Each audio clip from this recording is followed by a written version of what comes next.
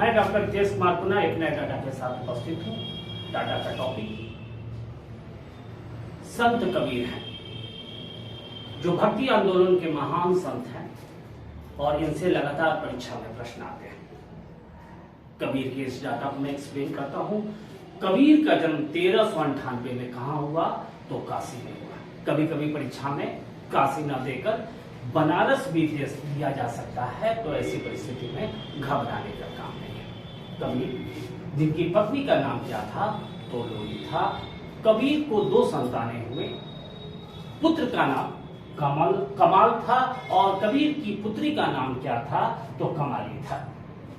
कबीर के गुरु कौन थे? तो रामानंद हुआ करते थे, जिन्होंने भक्ति आंदोलन को उत्तर भारत में फैलाने का योगदान दिया। रामानंद के 12 शिष्य थे, जिसमें सबसे ज्यादा लोकप्रिय कौन हुए? तो कबीर हुए। मूलतः कबीर किस परंपरा के उपासक थे? तो निर्गुण परंपरा के उपासक थे। अर्थात कबीर ने जिसकी उपासना की, निर्गुण परंपरा में वैसी उपासना की जाती है जिसमें कोई आकार नहीं होता है। अर्थात ब्रह्म की उपासना पे कबीर जोर दिया करते थे।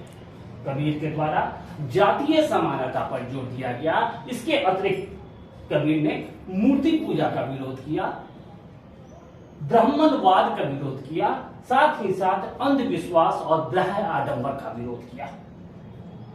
कबीर संत की जो परंपरा थी, सामान्यतः जो संत लोग बनते थे वो ब्रह्मचर्य जीवन का पालन करते थे, लेकिन कबीर और चैतन्य महाप्रभु के द्वारा ऐसा नहीं किया गया। ये गृहस्थ जीवन में रहकर भी संत की भूमिका को निभाए। कबीर के शिष्यों को किस नाम से जाना जाता है? तो कबीर पंथी के नाम से जाना जाता है। अर्थात कबीर के अनुयायियों को कबीर पंथी के नाम से जाना जाता है। कबीर किसके समकालीन थे? अर्थात जब कबीर की लोकप्रियता चरम पे थी, उस समय भारत का शासक कौन था?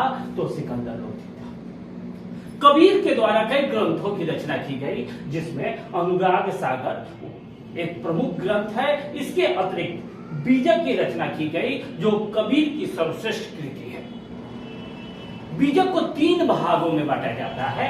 शबद, शाखी और रमैनी जो है वो बीजक के 3 भाग हैं। सामान्यतः इन 3 भाग के बारे में छात्रों को कोई जानकारी नहीं होती है। इसके अतिरिक्त कबीर के द्वारा ग्रंथावली, रचनावली नामक पुस्तक की रचना की गई।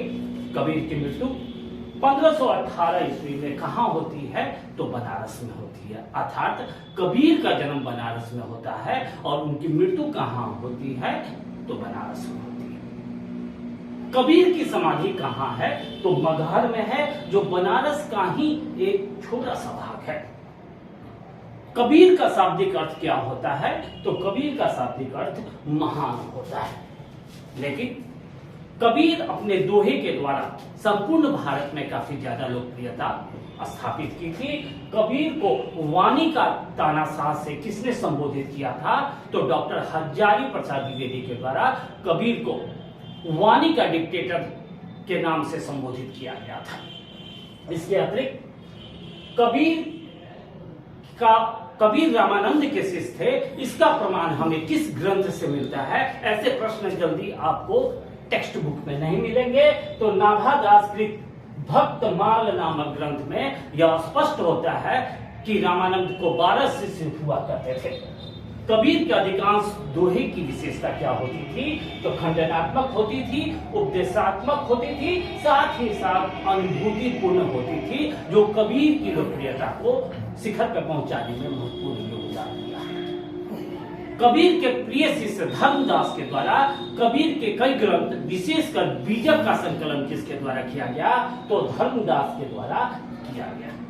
इसे ध्यानपूर्वक पढ़िए और शेयर भी कीजिए। आज के लिए बस इतना ही।